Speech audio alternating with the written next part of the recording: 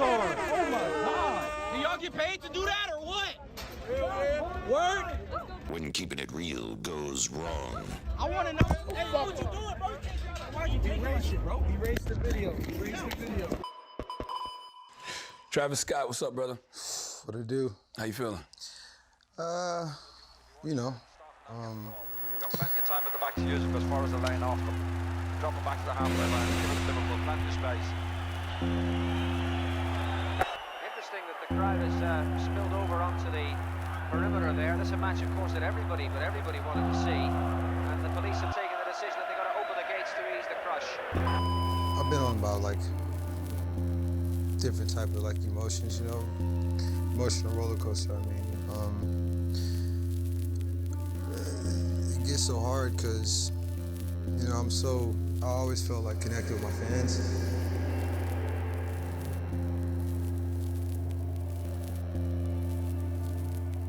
On April 15th, 1989, an FA Cup semi-final between Liverpool and Nottingham Forest at Hillsborough Stadium in England was rudely interrupted when some so-called football fans tried to invade the pitch and ruin the game. At least that's what most people thought. There weren't any cell phones to call for help, capture video footage, or trace locations. But as more fans spilled onto the field, it became apparent that they were running away from something, though you probably couldn't see it unless you knew what you were looking for. What could be described as a virtual dent in the crowd. Much like how diving too deep in the water can cause fatal chest compressions, being shoved too deep in the crowd without an out puts pressure on the body, and that's when the panic ensues.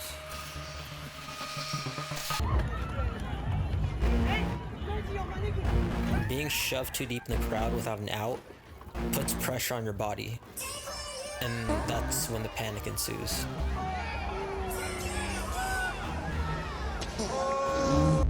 In the case of the Hillsborough Stadium disaster, police match commander David Duckenfield saw the crowd build up outside the stadium before kickoff.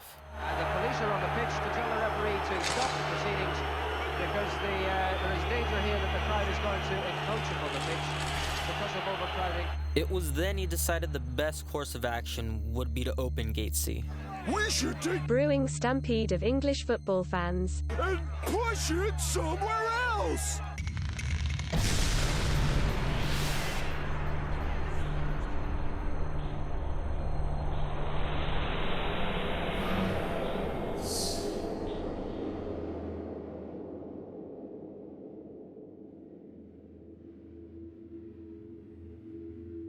After all was said and done, 94 football fans were killed that day.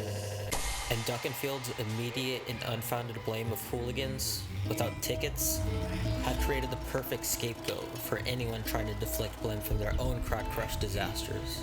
Sound like someone. Make some noise for my boy right there, hanging in the tree right there. But what were the real logistical and security failures that allowed for Astroworld to divulge into a complete nightmare? One thing got a Travis Scott show, bro. You don't ever fucking stop a fan from motherfucking raging, bro.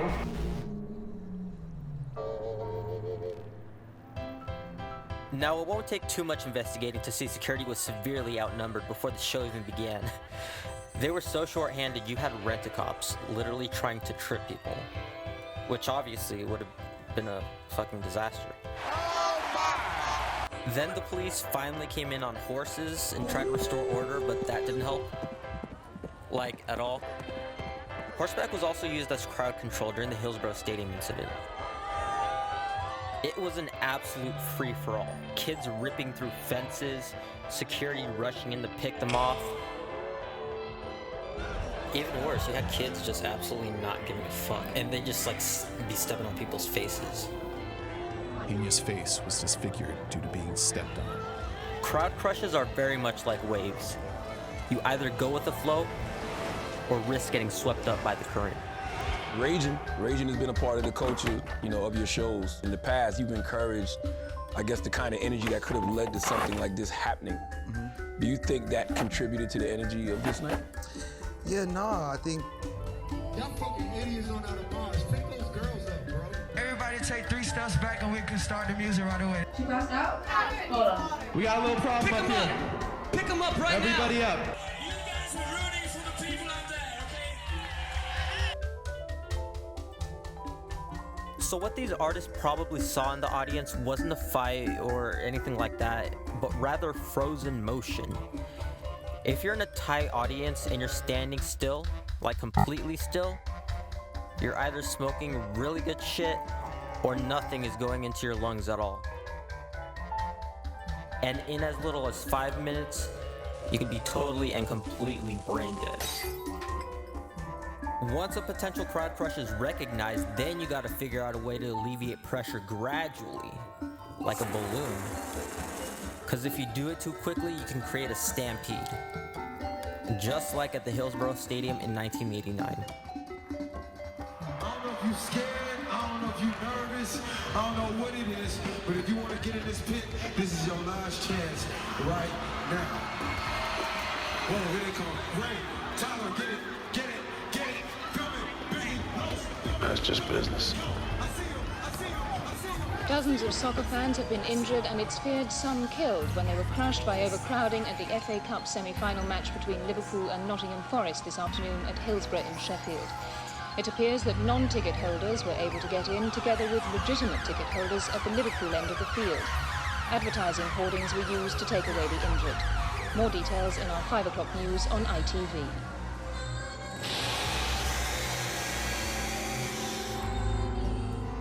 Does raging make it harder to identify when something is going wrong in the crowd?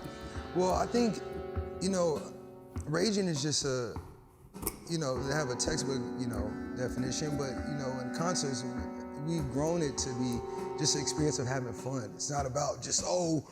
Mm-hmm. It's not about that. It's about just letting go and having fun, help others, love each other. It's not about just, harm.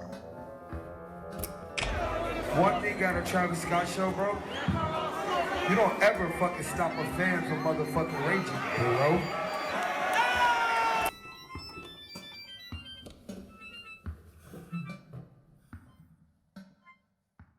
But we know Travis Scott hasn't been the only one arrested in the past for inciting ragers at his concerts.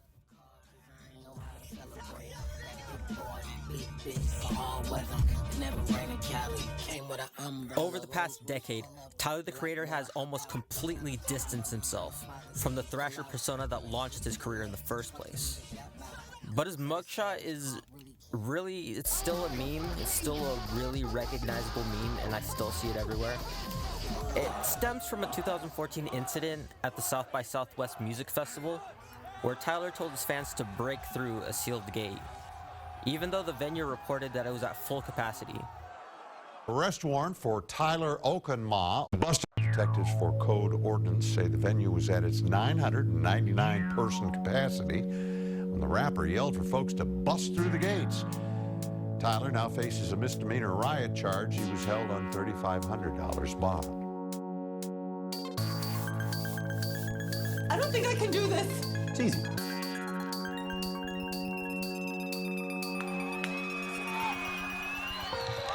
Get him up there.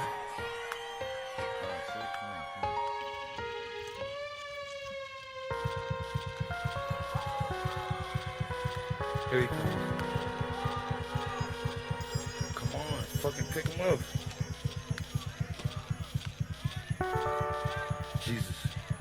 Yeah, let's get some medical attention over here ASAP.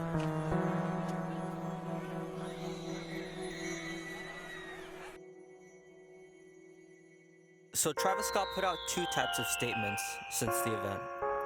He posted one on Twitter addressing the situation and providing updates on what he's doing.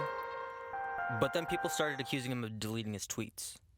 Travis Scott deletes tweets since the aftermath of Astroworld. Some old tweets and Instagram posts resurfacing.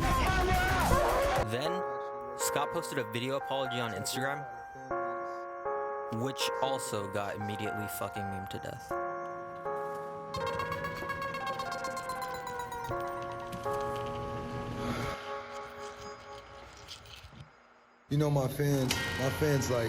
My fans really mean the world to me, and I always just really want to leave them with a positive experience. anytime I could make out, you know, anything that's going on, you know, I stop the show and, you know, help them get the help they need, you know. I could just never imagine the severity of the situation. If you have any information, you know, please just contact your local authorities. Hey, yo, security. You don't tell nobody to get back at no Travis Scott show. All you niggas move. Get out of here. Get out. No. Y'all move. Get out the way. Out the way. I mean, I'm honestly just devastated. I could never imagine anything like this just happening.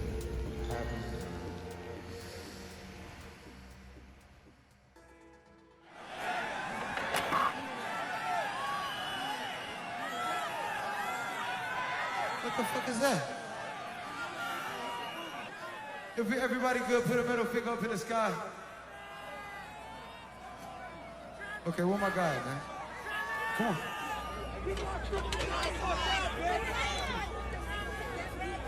We're in there, bro. Shut the fuck up. Exactly right. We're in there.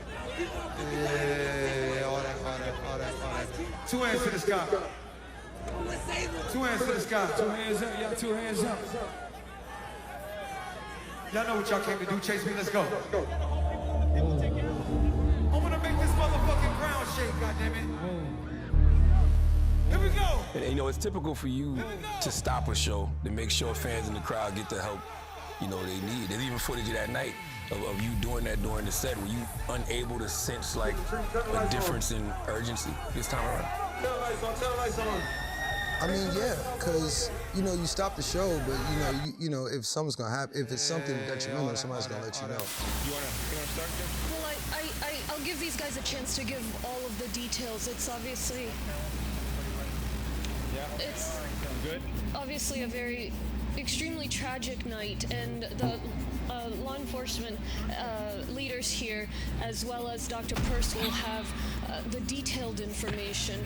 But what I want to say is, obviously, our hearts are broken. I mean, people go to these events looking for a good time. Has the trauma of this tragedy impacted your desire to perform in the future? You get where I'm going. Yes, but Why don't you go fuck your mother for money? I have a 4-year-old phone bill, and actually Iraq.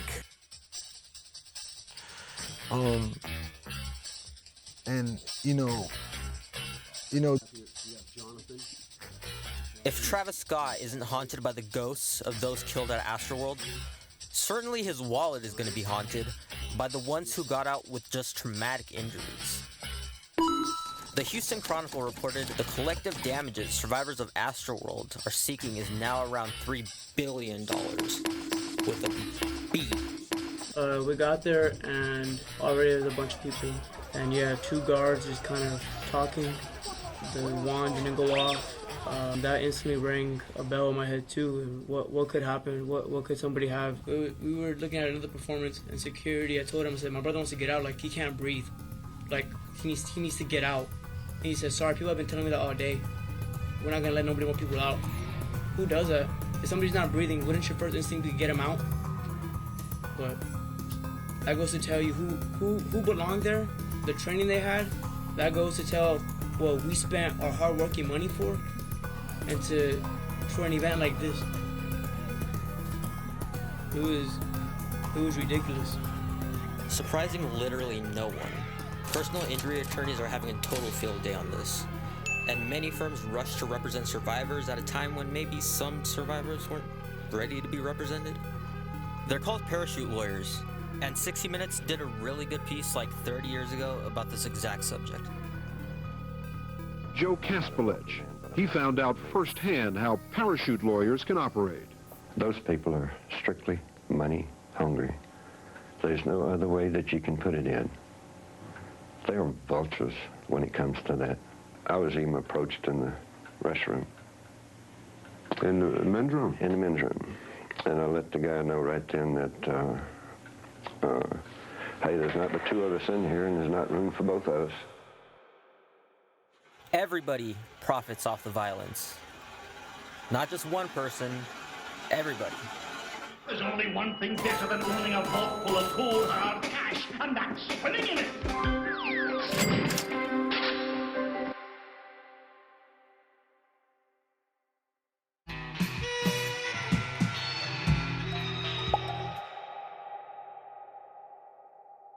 With the collapsed lung, the pain I went through. These fenced-off, corralled areas, they allowed nowhere to escape. And then Drake came out. It was really insane. People were chanting help. A crushing, tangled pile of fallen fans. There was a plan to storm the gates, and I mentioned that to my superiors, but it seemed like it fell on deaf ears. So you mentioned that. You heard that online and mentioned it. I did. If you've had a Twitter account and a mainstream music taste over the past decade, you already know that Travis Scott and a bunch of other rage rappers made their bones over ultra-violent behavior. Eventually leading to 2018's Astroworld debuting at #1 on Billboard Top 200. Even if he had to slip a few free albums into his already overinflated merch to get there. Hella Yassine made a video about it that's really, really in-depth, and it's a really good deep dive on how Travis Scott got #1 on Billboard 200. Free digital album. Free digital album. Free digital album. I would like to use this occasion to speak on a more personal note and show just how unfair the whole concept of lyrical interpretation and judgment can be. There really are a lot of studies that talk about the effects of viewing violence. And how many times this can amount to little more than character assassination. The National Mental Health Association estimates some 14 million children. And you think the music contributes to more of the problem? I think the music always sets a tone for a generation. You gotta swallow the whole pill. The problem with Ice-T is, I say don't do drugs, go to school. After a bunch of vain attempts from prominent politicians to rein in so-called dangerous music, the government failed to quell the collective outrage of America's soccer moms yet again. And this allowed for Eminem to produce his notoriously graphic 2009 cult classic, Relapse, which, whether M wants to admit it or not, kicked the door open for a lot of the worst kind of violence to be adopted by artists as a type of aesthetic that really has mass appeal now. So if you're going to organize a festival for an artist previously arrested for inciting a riot who had shit management and crowd control at the 2019 festival, you really have no excuse for being seemingly even less prepared. This is a guy who bought a $14 million mansion off the backs of his fans, and he couldn't even be bothered to ensure that they didn't die at his concert. And now for the most important question we will pose in today's documentary. Was Kylie Jenner okay? I am getting word that Kylie Jenner was indeed okay. Show me what you got in Astroworld. You know, and I feel like the first things first, before anything, is that we address, you know, a lot of safety concerns. Hey, yo, all my fans, remove this nigga out my face right now. Security, back the fuck up! Staff number 39. Hey, yo, security, back the fuck up, bro. If your motherfucking club can't handle this shit, don't email me. You can't stop the fans from having fun. Do you feel like you did everything you possibly could to help in that situation? Yes. Yes, anything I physically can, for sure, yes.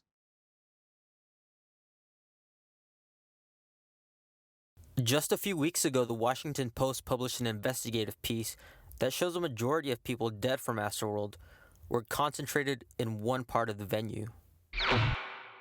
It's hard to recognize a crowd crush unless you're in it, but in that case, it's hard to lure others as you're unable to move at the mercy of the current. But find relief too quickly, and the bodies topple over like dominoes. And that's part of what the event organizers feared. And I just couldn't breathe. There were girls next to me, and they were get us out, we can't breathe. It's almost like the people around us, we started just shifting down the side along the edge of the rail. The stage design was bad, the barricade design was bad. I just remember just having so much weight on my body. People are fucking dying. I'm gonna take somebody's life. That's somebody's kid. I was pushing, I was fighting, and then I stopped because I was getting winded. I was using all the energy I had left in me, and I came to the point where I was accepting my death. According to new documents obtained by ABC News, the operations plans didn't account for a crowd surge. The music does encourage people to be violent at these shows. I mean, that's what the rage is about. I mean, most of the music is me sometimes talking about what I see at the shows. You know what I mean? So it's more so supposed to be entertainment. Yeah, it's everything is, you know, and it's about what you experience at the shows and what you see, you know. Will this change the content of your music moving forward, you think? You know, what happened here wasn't off Travis Scott music. Get that motherfucker, get him! Ending the concert early could have triggered an even deadlier riot, and breaking down barriers would most certainly pulverize the hundreds of fans on the front lines. They were stuck between rock and a hard place. Obviously, it's easy to put much of the blame on Travis Scott since he's the face of the event, and the event is named after his album. And there's actually a name for it. The Fall Guy. It's when multiple people involved in a mishap work to throw all the blame onto one person, with or without their cooperation. Remember when Coachella gave Travis the boot? Well, now he's getting 2 more, courtesy of his partner's ex-brother-in-law. But he won't do it if Billie Eilish doesn't apologize for trying to give her fan an inhaler. Though discombobulated in his caption, Kanye makes it clear that he takes offense at the suggestion Travis was aware of the mass casualties. And Travis might actually have a defense here. Remember during the show he waved off the homies? Everybody knows the homies wouldn't crash her show if it wasn't serious. In hindsight, this was obviously a lapse of judgment, and not just Travis's part, but the homies who just accepted being waved off. Like, alright, never mind.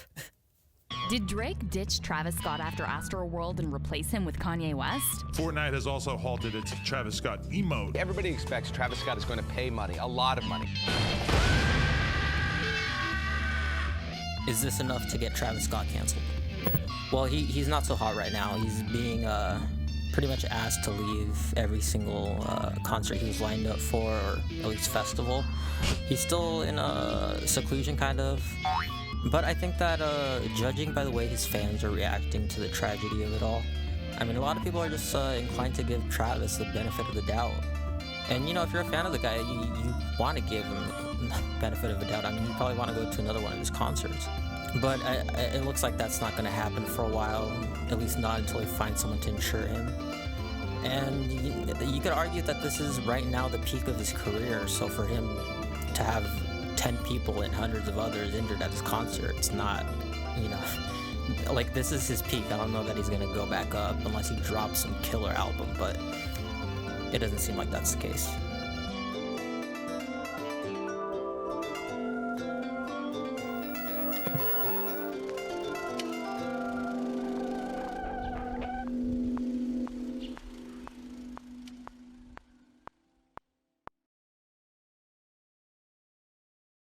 Kylie Jenner and Travis Scott recently welcomed a son, and now we know his name. The couple have named their new bundle of joy Wolf Webster.